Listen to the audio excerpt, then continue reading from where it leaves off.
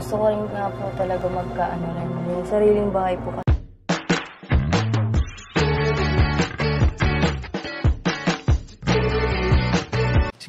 Si Kuya Jens, ano yan, reactor natin yan.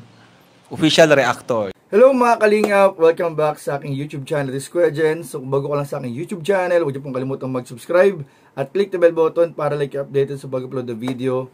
At huwag po nating kalimutang suportahan ng buong Kalingap sa pangunguna ni Kuya Val Santos Matubang, Ate Ed the Vlog at syempre Kalingap Rob.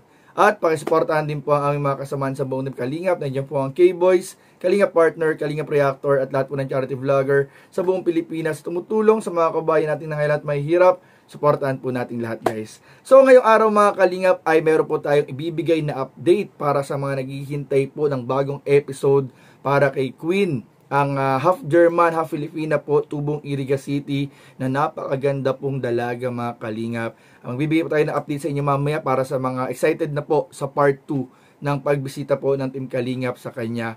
Pero bago yung mga Kalingap, pag-usapan din muna natin mamaya mga Kalingap ang napapamalita po at ang mga nababasa po natin sa comment section na dapat daw po na ilipat or dalhin sa Daet si Queen para makaiwas sa wakwak at para sa ibang mga bagay katulad ng pagpapadali ng pag-vlog po sa kanya. So mamaya tatalakayin po natin yan mamaya mga Kalingap. At alam nyo ba mga Kalingap, yung wakwak po ay nagparamdam na. Ay grabe po mga. Mamaya pag-usapan din po natin yan mga Kalingap. Pero bago yun, panoorin natin muli mga Kalingap ang ilang mga video highlights po sa nakarang episode o unang episode po ni Kalingap Rob kay Queen. In 5, 4, 3, 2... Gusto ko rin nga po talaga magkaano rin, yung sariling bahay po kasi. Baka po ngayon, paalisin na rin po kami dito kasi matagal-tagal naman na. Tas, ganun po. Pero po sa modeling, hindi po ako yung binabayaran. Ako po yung nagpapabayad kasi wala na nga po akong pabayad.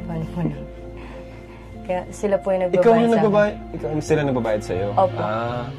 Parang extra mo. Opo, parang. Pero sapat ba yung kinikita mo doon? Minsan po hindi po talaga sapat kasi minsan nga po na ano lang po yung more on sa pagkain lang po yung sa amin tas sa pag-aral. Grabe no? Pero ang grabing effort sa ibang buhay pag-modeling, mapagod yan, alam ko yan eh. Grabe ang grind dyan, tapos syempre di naman talaga nababayaran. Minsan talagang kulang, lalo na kung nagsisimula ka pa lang, di ba Sir Jun? Minsan di ka talaga papansinin kahit mamumuhunan talaga. Mamumuhunan talaga. Di, yung kagandahan ng isang modelo, hindi doon nakikita. Kailangan mong mamuhunan. Para mag-i-invest ka muna. Mag-invest ka muna. I-build up mo yung sarili mo para magkaroon ka ng pangalan. Ano ba yung pangarap mo someday? Talaga bang pangarap mo maging model o may iba ka pang pangarap? Yun rin po, pangarap ko rin po talaga maging model and maging artista rin po. Wow! Grabe. Malay mo, may makapanood dito ng mga director, no? O kaya mga nag-scout manager ng mga sikat na bigating station or channel. Pwede po ito. Grabe po. Sobrang ganda po niya. And sa edad po niya, matangkad. And napaka-mature niyang kausap. Anong grade mo na? Grade 8 pa lang po. Grade 8 ka pa lang? Para mature niyang kausap. Ang galing. Matalino. Pwede kang nagpapadyan ka rin. Opo, nagpapadyan. Kaya naman pala, no? Sanay siya sa Q&A. Sige, since sanay ka naman sa Q&A, tanongin din kita ng mga pang-pageant na tanong. Hindi, joke lang. Sa buhay, ano yung Ano yung motto mo sa buhay? Ano yung pinanghahawakan mong mga salita or pinaniniwalaan mong salita? Ano po, parang motto ko po sa buhay is parang maging instrument ko po si Mama para maging successful po. Para maahon po kami sa ganitong buhay. Parang ganun po. Okay. Parang si Mama mo ay parang palaging andyan, ganun. Opo. And kahit saan po ako pumunta, palagi po siyang sumasama. Kaya hindi ko rin po talaga siya walang kwenta kasi palagi nga po. Parang siya yung lucky charm mo? Opo. Your mother? Kahit po wala po si Papa parang siya na rin po yung Opo. So, grabe ang sakripisyo din ng mama mo. Siya yung papa mo. Ano yung gusto mong sabihin sa kanya ngayon? Na yun, pagkakataon mo para sabihin sa kanya. Kay mama mo? Kay mama. Oo. Makapanood niya ito. Ay, thank you so much po sa lahat po ng sacrifice and sana po soon mabayaran ko rin po Alam ko naman po talagang hindi po talaga totally mababayaran. Pero sana po kahit po kaunti maano rin po yung ano niya. Kasi ganyan nga po nung ginagawa po ng anak po ng kasama mo ang sasama po naman sinasabi na mamatay ka na, ganyan. Sure? Opo. Kaya palagi po kami, sinasabihin nga po kami na sa truck daw po, baka maanan daw po kami ng truck yung para masagasaan daw Grabe po. naman. Parang, kasi hit na hit po kami kasi mahampas lupa daw po kami. Kasi wala nga pong bahay. Parang inapi pa lang talaga kayo doon. Opo. Yun yung mga sinabi sa inyo. So, ang naramdaman mo, sinasabihan kayo ng ganun. Pati si mama mo. Siyempre po nalungkot, lalo na po kay mama kasi. Ano po ganun. Kung ikaw ba naman to, sabihin po yung pamilya mo ng ganun. Mama mo. Opo. Siyempre po masakit rin sa amin. Kaya kusa na lang kayo, kusa ka na lang umalis, kusa na ka umalis. Anong trabaho ngayon ni mama mo? Wala po siyang trabaho. Wala. Wala po. Saan kayo kumukuha ng gastusin sa araw-araw, allowance mo? Puro lang po talaga utang. Pag may racket, Opo, pag may racket, doon lang po pag nakakabal. wala. Wala po. Kaya sabi, okay, Joy. Kaya palang grabe yung pagpupumilit niyo po sa akin. Pumunta ng Manila kung walang mag-sponsor na ako makuha kay Queen. Huwag na muna pumunta ng Manila para rumampas sa Okada. Kasi sabi ko, dito na lang muna kasi gastos na naman. Grabe, Racket lang. Katulad nung nung nagpa-pageant ako, pinarampa ko siya para kahit pa paano mag-racket. May pera. Queen, kahit ganito, mahirap yung buhay, ano yung nagiging motivation mo, inspiration mo tuwing umaga, tuwing babangon ka? Ano yung nagiging motivation mo? Ang nagiging motivation ko po is yung family ko pa, and lalo na po si mama kasi.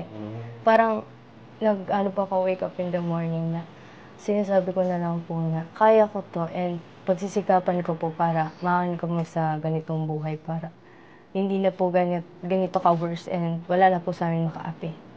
Parang ganun po. Talagang yung mother mo na yung partner mo, no? Partners in life na talagang andyan, ups and down, yung mama mo talaga. Iba pa rin talaga pag may mama. Sabi nga nila, okay lang kahit walang papa Basta may mama. Grabe. Pero mas okay na kung kompleto. At kaya sana, makatulong tong vlog natin para makita ni Queen yung kanyang matagal nang hinahanap na papa. May picture ka ba? Meron po. Meron? Seryoso? Pwede natin makita. Sige po. So, ito po mga kalingap. Tinanong ko siya kung okay lang napakita natin sa camera yung kanyang papa. So, ito yung mama mo, no? Apo. Mama po niya yung kasama niya dito. Ito yung papa niya. Focus. Naka-focus, bro. Ang pangalan niya ay Christoph Jewel. Kamukha mo. Grabe. Grabe. Basta sabi daw po ni mama nung sa time po nila, mga 6'4" daw po yan. Tangkad talaga to kasi ikaw, tangkad mo na 13, 14 ka pa lang. Tangkad mo na. Yan. So, sana makatulong po sa Facebook. Yan, sa Facebook community natin, sa YouTube community. Please help po natin si Queen by sharing and liking po ng ating vlogs na ito para po sa kanya. Kaya napisasabihin siya sa mga viewers. Maray na apon po sa inyo ngayon. Maraming salamat po sa po ni Karina. Kalitawa po na po na rang rayo. Nakain po si Rasadi para po maunan po ako ng oras. At maraming salamat po kasi kahit paano, sana po makatulong po talaga sa amin. Yun lang po. So ayun nga mga kalingap, bilang update po para sa lahat ng naghihintay po ng part 2 ng pagpunta ni Kalingap Rab kay Queen, ay bibigyan ko po kayo mga kalingap ng latest update na ating narinig at nabalitaan. So ngayong linggo po mga kalingap, nitong paparating pong linggong ito, ay inaasahan po natin na muling bibisita po ang Team Kalingap, si Kalingap Rab kay Queen sa Irigas City po mga kalingap para sa update sa mga naghihintay po sa episode 2 ng Queen. Ang batang naghahanap sa kanyang tatay na German po mga kalingap. At alam niyo ba mga kalingap, may nababalita po na meron po mga kalingap isasamang bisita. So sino po kaya ang isasamang bisita? Abangan nyo po yan sa channel ni Kalingap Rab. Ano po, yung po mga Kalingap ang ating latest update. At sa mga naghihintay naman po, mga Kalingap, ng update sa Wakwak, ay grabe po, nagparamdam na po ang Wakwak. Nakita ko, meron ng upload ang Wakwak. Ay, sorry. Nadulas ako mga Kalingap. Basta mga Kalingap, yung Wakwak ay muling nagpaparamdam at ayun.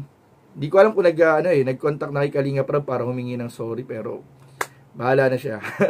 Ayun mga Kalingap, natatawa nga ako sa mga comment section kasi sobrang daming naiinis dun sa Wakwak.